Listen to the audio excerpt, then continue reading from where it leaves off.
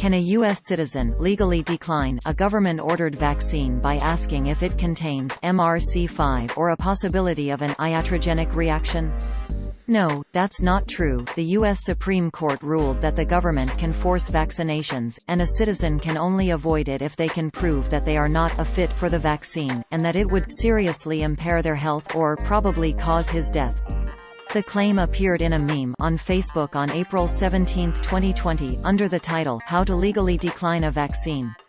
It opened, quote, "Step 1. Do not refuse a vaccine, otherwise you'll be considered belligerent. Instead, you can politely decline their services by doing the following. Step 2. Ask the doctor if the vaccine has MRC5 in it. They all do. These are aborted fetal cells and other DNA. If it does, you have the right to decline. Step 3. Also ask if there is a possibility of a iatrogenic reaction, an adverse reaction caused by multiple compounds or drugs interacting with each other from the vaccine. They all do. When the doctor says, yes it does, that's your get-out-of-vaccine jail-free card. Thanks the doctor for their offer and walk away. Remember, doctors have sworn the Hippocratic Oath, which is to do no harm, and they must honor it. This is how we can legally and respectfully decline their offered mandated services, and there is absolutely nothing they can do about it.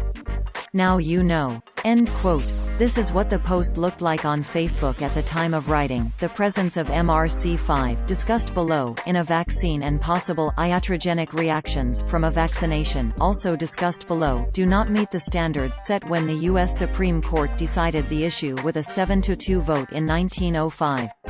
The High Court ruled that a local, state, or the federal government can make vaccinations mandatory.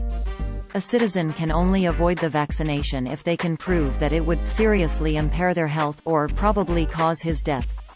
Otherwise, there is no get-out-of-vaccine jail-free card. Justice John Marshall Harlan wrote in the majority opinion in Henning Jacobson, PILF. In Air v. Commonwealth of Massachusetts, which was decided in 1905, quote, "Until otherwise informed by the highest court of Massachusetts, we are not inclined to hold that the statute establishes the absolute rule that an adult must be vaccinated if it be apparent or can be shown with reasonable certainty that he is not at the time a fit subject of vaccination, or that vaccination, by reason of his then condition, would seriously impair his health, or probably cause his death. No such case is here presented. It is the cause of an adult who, for aught that appears, was himself in perfect health and a fit subject of vaccination, and yet, while remaining in the community, refused to obey the statute and the regulation adopted in execution of its provisions for the protection of the public health and the public safety, confessedly endangered by the presence of a dangerous disease."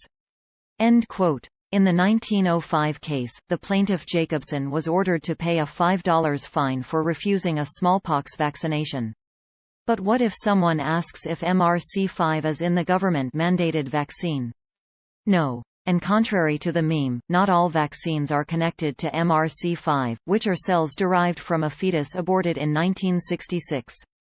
An ABC News article titled "What Aborted Fetuses Have to Do with Vaccines" explained in 2015, quote, "Other common vaccines, including those for chicken pox, hepatitis and rabies, are also propagated in cells originating from legally aborted human fetuses. According to the FDA, these abortions, which occurred decades ago, were not undertaken with the intent of producing vaccines," said a spokeswoman for the U.S. Centers Disease Control and Prevention. The original cells were obtained more than 50 years ago and have been maintained under strict federal guidelines by the American Type Culture Collection. According to Merck, these cell lines are now more than 3 generations removed from their origin, and we have not used any new tissue to produce these vaccines, the company added in its statement. To say that the vaccines contain a significant amount of human fetal tissue, as some objectors to the vaccines claim, is misleading, stressed Dr. Paul Offit, the director of the Vaccine Education Center at the Children's Hospital of Philadelphia. There are perhaps nanograms of DNA fragments still found in the vaccine, perhaps billionths of a gram, he said.